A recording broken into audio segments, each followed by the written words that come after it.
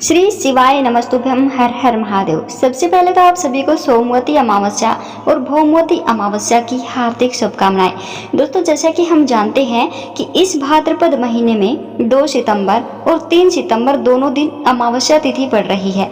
2 सितंबर को सोमवती अमावस्या है और 3 सितंबर को मंगलवार के दिन भौमवती अमावस्या मनाई जाएगी।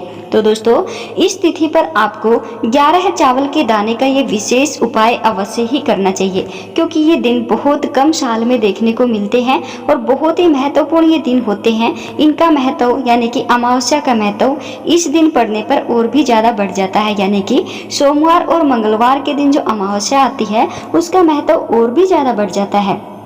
पंडित प्रदीप मिश्रा जी ने अपनी कथा में बताया है कि यदि सोमवार या मंगलवार के दिन अमावस्या पड़ रही हो तो आपको 108 परिक्रमा पीपल या तुलसी की अवश्य ही करनी चाहिए। और ये 11 चावल के दाने का उपाय तो आपको जरूर ही करना चाहिए, क्योंकि ये बहुत ही विशेष, बहुत ही खास और चमत्कारिक उपाय है। दोस्तों, अगर आप सच्ची श्रद्धा, सच्ची लगन के साथ, सच्चे भाव से इस उपाय को करते हैं तो इसका पॉजिटिव रिजल्ट बहुत ही जल्द आपको देखने को मिलेगा। तो दोस्तों, कई बार क्या होता है कि हम बड़े बड़े पूजा अनुष्ठान करते हैं और उनका फल भी हमें जल्दी से नहीं मिल पाता है। और कई बार क्या होता है कि बहुत शुभ समय पर अगर कोई भी छोटा सा उपाय कर लिया जाता है तो वो बहुत जल्द फलीभूत होता है, बहुत जल्द उसके परिणाम देखने को हमें मिलते हैं। तो दोस्तों, आप भी इस 11 चावल के दाने वाले उपाय को भौमवती सोमवती अमावस्या के दिन अवश्य ही करना। इस वीडियो के माध्यम से हम आपको एक एक बात बिल्कुल अच्छे से समझाएंगे कि आपको कैसे ये उपाय करना है, क्या क्या सामग्री आपको लेनी है, किस समय ये उपाय करना है और कहाँ पर आपको ये उपाय करना है। सारी जानकारी इस वीडियो के माध्यम से देने वाले हैं। छोटी सी वीडियो है, ज़्यादा लंबी वीडियो नहीं है, इसीलिए वीडियो को पूरी देख करके अच्छे से सारी जानकारी ले करके ही आप इस उपाय को कीजिएगा और फिर देखिएगा आपकी ज़िंदगी में कैसे चमत्कार होते हैं। दोस्तों, वीडियो में आगे बढ़े उससे पहले कमेंट बॉक्स में श्री शिवाय नमस्तुभ्यम, हर हर महादेव की हाजिरी लगाना बिल्कुल ना भूलें। दोस्तों, चलिए बात करते हैं वीडियो में आगे। अगर आपके जीवन में कोई भी संकट है, पितृ दोष है, मंगल दोष है, कोई भी दोष, कोई भी संकट आपके जीवन में है, कोई दोष लगा है और आपको उसको पता भी नहीं है कि किस वजह से हमारे घर में परेशानियां बढ़ रही हैं, तो आपको चिंता करने की जरूरत नहीं है। आप ये वाला उपाय कीजिएगा। कोई भी संकट होगा, कोई भी तकलीफ होगी, इस उपाय को करने से धीरे धीरे करके वो समस्या जो है समाप्त हो जाएगी। शादी विवाह से रिलेटेड कोई भी समस्या हो, धन संबंधी समस्या हो या फिर कोई भी आपके जीवन में प्रॉब्लम चल रही हो जिससे आप छुटकारा पाना चाहते हैं, कोई भी आपकी मनोकामना हो जिसको आप पूरी करना चाहते हैं, तो आप इस उपाय को अवश्य कीजिएगा। चलिए वीडियो को ज़्यादा लंबी ना करते हुए बढ़ते हैं वीडियो में आगे कि आपको कैसे उपाय करना है, कहाँ करना है, किस दिन करना है, किस समय करना है। तो दोस्तों, आप सोमवती या भौमवती दोनों दिन इस उपाय को कर सकते हैं। सोमवती अमावस्या के दिन भी, भौमवती अमावस्या के दिन भी। आपको लेने हैं 11 चावल के दाने। दोस्तों, सबसे पहले बता दें कि इस उपाय को घर में कोई भी सदस्य कर सकता है। जिसकी कोई अपनी खुद की मनोकामना जो है उसको पूरा करना चाहता है तो वो खुद कर सकता है, या फिर घर में से कोई भी एक बड़ा मेंबर जो है इस वाले उपाय को कर सकता है। इस वाले उपाय को आप सुबह के समय भी कर सकते हैं और शाम के समय प्रदोष काल में भी कर सकते हैं। सुबह के समय अगर उपाय कर रहे हैं तो थोड़ा जल्दी करने की कोशिश कीजिएगा और शाम के समय कर रहे हैं तो प्रदोष काल में इस उपाय को कीजिएगा। प्रदोष काल का समय होता है दोस्तों सूर्यास्त से 45 मिनट पहले का और सूर्यास्त के 45 मिनट बाद, यानी कि 1.5 घंटे का जो समय होता है ये प्रदोष काल का समय होता है। इस समय में भी आप इस उपाय को कर सकते हैं। सुबह के समय अगर आप मंदिर जा रहे हैं दोस्तों, ये वाला उपाय आपको घर में नहीं करना है, आपको ये वाला उपाय मंदिर में ही करना है। इस बात का विशेष ध्यान रखिएगा। मंदिर में अगर जा रहे हैं तो सबसे पहले तो आप चाहे सुबह करें या शाम के समय करें, आपको 11 चावल के दाने लेने हैं। देखिए, 11 नंबर बहुत ही शुभ होता है। आप 11 चावल के दाने ले लीजिएगा।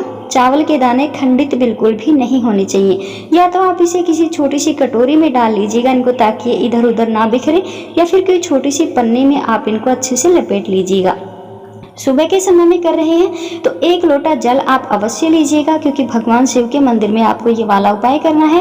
1 लोटा जल तो आपको लेना ही है। साथ में आप कोई भी और पूजन सामग्री अपने साथ लेना चाहते हैं तो आप ले सकते हैं, और साथ में आपको 11 चावल के दाने तो लेने ही है। और शाम के समय में कर रहे हैं तो साथ में आपको एक आटे का दीपक लेना है। गोल बाती का दीपक हो जिसमें शुद्ध देसी गाय का घी होना चाहिए।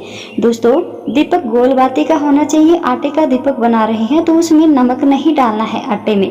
सादा आटा आपको गूंथ करके ही दीपक आपको बनाना है। और ये दीपक आपने तैयार कर लिया। साथ में और कोई पूजन सामग्री आप लेना चाहते हैं तो आप ले सकते हैं। शाम के समय में भगवान शिवलिंग के ऊपर जो है जल नहीं चढ़ाया जाता है, तो आप थोड़ा सा जल ले सकते हैं अगर आप एक छींटा जल वहाँ पर लगाना चाहते हैं तो। और बाकी की सामग्री लेकर के आपको भगवान शिव के मंदिर में चले जाना है। सुबह गए हैं तो सबसे पहले भगवान शिवलिंग का जलाभिषेक आपको करना है। उसके बाद में अपनी जो पूजन सामग्री लेकर के गए हैं उससे पूजन भगवान शिव का करना है। और उसके बाद में ये 11 चावल के दाने वाला उपाय करना है। 11 चावल के दाने वाला उपाय सुबह शाम सेम रहेगा। सुबह करो या शाम के समय करो, सेम तरीके से आपको करना है। अब शाम के समय में आप गए हैं, प्रदोष काल में गए हैं, तो आपको जो गोलबाती का दीपक आप लेकर के गए हैं, भगवान शिव की पूजा अर्चना आपको करनी है। और जो गोलबाती का दीपक आपने लिया था वो वहाँ पर प्रज्वलित आपको कर देना है। दोस्तों अब उसके बाद आपको करना क्या है, जो 11 चावल के दाने आप लेकर के गए हैं, आपको भगवान शिवलिंग के पास में आराम से बैठ जाना है। और ये वाला उपाय आपको अपने सीधे हाथ से करना है। दोस्तों इस बात का ध्यान रखिएगा। तो आपने जो 11 चावल के दाने लिए हैं, वो चावल के दाने आपको एक एक करके भगवान शिवलिंग के ऊपर अर्पित करने हैं। एक चावल का दाना लीजिएगा, श्री शिवाय नमस्तुभ्यम बोलते हुए शिवलिंग के ऊपर अर्पित कर दीजिएगा। ऐसे ही दूसरा दाना, ऐसे ही करके आपको 11 चावल के दाने भगवान शिवलिंग के ऊपर श्री शिवाय नमस्तुभ्यम बोलते हुए अर्पित कर देने हैं। उसके बाद में आपकी जो भी मनोकामना है, जो भी इच्छा है, जो भी दुख परेशानी आप दूर करना चाहते हैं, उसके लिए भगवान शिव से आप प्रार्थना कीजिएगा। भगवान शिव से अपनी विनती करने के बाद में आपको एक बात का और ध्यान रखिएगा, अगर आप भगवान नंदी के कान में अपनी मनोकामना बोलते हैं तो बहुत जल्द वो मनोकामना पूरी होती है। आपको भगवान नंदी के कान में बोलना है कि हे नंदी भगवान, हमारी एक छोटी सी अर्जी है, आप भगवान शिव तक हमारी ये वाली अर्जी पहुंचा दीजिएगा। आपकी जो भी मनोकामना है वो आप बोल दीजिएगा। एक बात का ध्यान रखिएगा, ये बात आपको मन ही मन बोलनी है, बिल्कुल धीरे धीरे, किसी दूसरे को ये बात सुनाई नहीं पड़नी चाहिए। और दोस्तों आप एक बात का और ध्यान रखना, जब भी आप मंदिर जा रहे हैं तो सामग्री आप अपने घर से ही लेकर के जाइएगा। आपको किसी दूसरे की सामग्री इस्तेमाल नहीं करनी है। जैसे कि मान लीजिए आप शाम के समय गए हैं और आप माचिस ले जाना भूल गए, तो दोस्तों आप दूसरे की माचिस यूज वहाँ पर कर लेते हैं। इससे क्या होता है कि जो मनोकामना होती है आपकी, यानी कि जो पूजा का फल होता है, वो आपको पूर्ण नहीं मिल पाता है। तो आपको ध्यान रखना है कि घर से ही आप अपनी सारी सामग्री साथ लेकर के जाइएगा। अब भगवान शिव से आपने विनती कर ली और उसके बाद में वहीं बैठ करके 2 मिनट के लिए भगवान शिव के मंत्रों का उच्चारण कीजिए। श्री शिवाय नमस्तुभ्यम, ओम नमः शिवाय, जो भी आप करना चाहते हैं। उसके बाद में आपका उपाय पूरा हो जाता है, आप आराम से घर आ जाइएगा। दोस्तों देखिए, कोई भी उपाय हो छोटा बड़ा नहीं होता। सच्ची श्रद्धा, सच्चे भाव, सच्चे लगन के साथ किया गया उपाय, विश्वास के साथ किया गया उपाय अवश्य ही संपूर्ण होता है। अवश्य ही उसका फल आपको बहुत बड़ा होके मिलता है। आपकी मनोकामना अवश्य ही पूरी होती है।